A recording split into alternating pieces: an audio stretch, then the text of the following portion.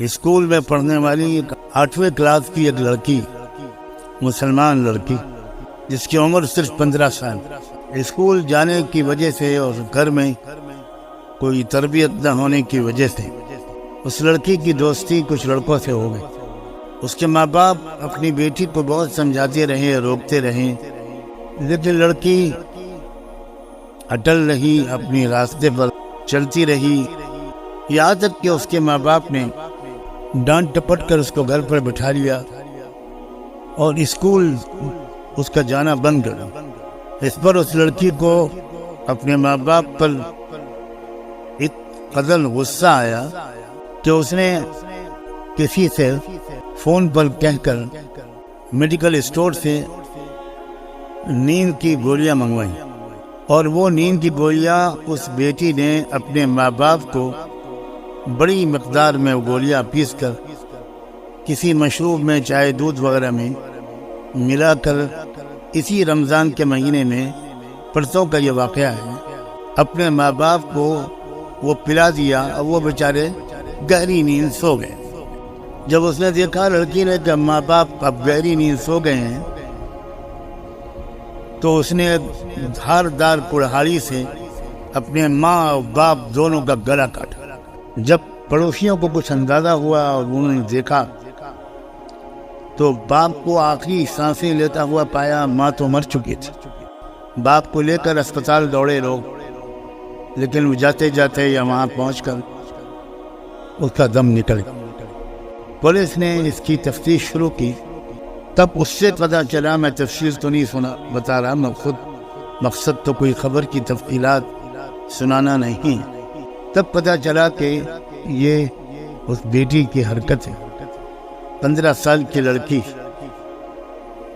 اور اس نے اپنے اس ماں کو، جس نے بڑی مشکل سے اس کو پیٹ میں رکھا ہوگا، جنم دیا ہوگا، پالا پوسا ہوگا، اپنی نیندیں حرام کی ہوں گی، اس باپ کو جس نے اس کی لیے کمائی کی ہوگی، سردی گرمی سب برداشت کی ہوگی، اس لڑکی نے اپنے ماں باپ کو کلہاڑی سے مار مار کے ہلاک کر دیا۔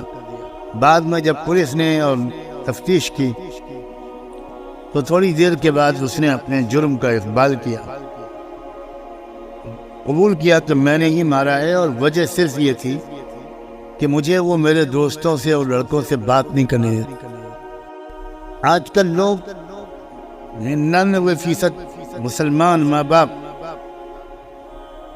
اپنے بچوں کی تربیت سے بالکل غافل ہیں۔ مسلمانوں کو نہیں پتا کہ یہ اسکول کالج ان کے بچوں کی قتل گاہیں۔ اس لیے میں آج کچھ بات تو قوم کے نوجوانوں سے کہنا چاہتا ہوں، بچوں سے بھی اور بچیوں سے، اور کچھ بات پیرنٹ سے اور سرپرستوں سے کہنا چاہتا ہوں۔ میرا خیال یہ ہے کہ اصل مجرم، بڑے مجرم والدین خود اسلام کو بالکل سمجھنے کی کوشش نہیں کرتے۔ جمعہ کی نماز پڑھ لی مسجد میں جا کر، اور عورت نے نماز پڑھ لی گھر میں اگر وہ نمازی ہے تو، جب والدین خود اسلام کو سمجھے ہوئے نہیں ہوں گے اور اسلام اور غیر اسلام کے درمیان ان کو فرق نہیں پتا ہو، تو وہ کیا سمجھائیں گے اپنے اولاد کو؟ وہ کیسے تربیت کریں گے اپنے بچوں کی؟ ایسی تربیت جو بچوں کے اندر یہ سمجھداری پیدا کرے کہ ہم کو اپنے کالج سے، اسکول سے یا باہر کے ماحول سے کیا لینا ہے اور کیا نہیں لینا۔